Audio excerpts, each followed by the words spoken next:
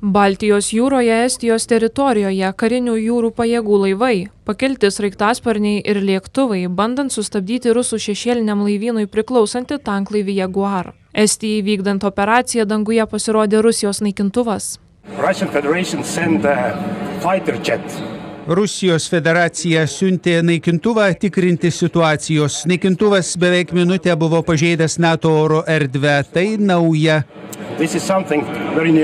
Laivas su Gabono vėliava plaukė per Suomijos įlankos vandenis į Rusijai priklausantį Primorsko uostą. Iš pradžių atsisakiusi vykdyti Estijos institucijų nurodymų, šešėlinio tanklaivio įgula vis dėlto išplaukė iš Estijos vandenų. Aiškiai plaukė ne po savo vėliavą, o kapitonas kalbėjo sklandžia rusų kalba. Po minutės pasirodė Rusijos naikintuvas, kuris panašu pažeidė Estijos oro erdvę, tačiau aiškiai davė signalą, jog tokie tanklaiviai Baltijos jūroje yra saugomi Rusijos karinių pajėgų. Kiek žinoma, dabar laivas yra prisišvartavęs prie Hoglando salos, priklausančios Rusijai. Jeigu jis tęs judėjimą Baltijos jūroje, akivaizdu, kad kitos šalis, NATO šalis, kartu koordinuodamas su NATO vadavietėm ir ES institucijom, turi neleisti, pavyzdžiui, išplaukti šitam laivui ten, kur yra numatyta išplaukti ir parduoti tą naftą, kurią jis plukdo. NATO su Estija aiškinasi incidento aplinkybės. NATO ir Estija palaiko glaudžius ryšius, koordinuoja veiksmus, kad tiksliai žinotume, kas vyksta. Šiame regione su Estija kitomis Baltijos valstybėmis aktyviai veikiame, siekdami drauge užtikrinti, kad ši NATO teritorijos dalis būtų saugi. Lietuvos politikų teigimu šis incidentas rodo realią eskalacijos riziką Baltijos jūroje.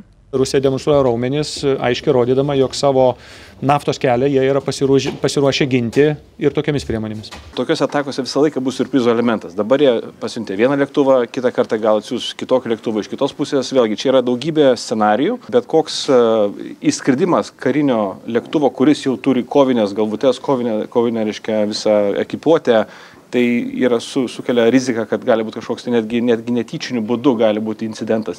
Giedrimas Jeglinskas sako, kad būtina rimtai ruoštis galimoms konfrontacijoms, stiprinti gynybą. Tik tokiu būdu, kai Rusija matys, kad mes pasirengę pilnai su atsargomis, su kovinė ginkluotė, tai gali tik tai atgrasyti. Lauryno Kasčiūno teigimu vien reaguoti nepakanka, NATO turi aktyviai veikti. Reikia aktyvios gynybos. Aktyvi gynyba yra tokia gynyba, kuri irgi kūrė dilemas priešininkui, kūrė dilemas šaltinių grėsmių. Ir kol kas NATO planavime to nėra. Ir tai yra problema. Nuo 2022 pradėta kalbėti, kad Baltijos jūra turėtų tapti NATO ežeru. Šios kalbos dar labiau suaktyvėjo, kai Suomija ir Švedija prisijungė prie alijanso, tačiau taip ir liko kalbomis. Taip, Švedija, Suomija prisijungė, bet ar mūsų pajėgumai Baltijos jūroje sustiprėjo, ar padidėjo, ar gavome daugiau laivų? Taip, ką Švedija, Suomija atsiveža, tai vienas dalykas, bet ar mes sustiprinome savo karinės jūrų pajėgas per pastarosius keletą metų, aš abejoju. Turi būti atlikta normali analizė tų jautrumų, kuriuos Rusija turi. Tai yra tos vietos, nuo kurių Rusija priklauso nuo vakarų. Ir per tas vietas skirsti.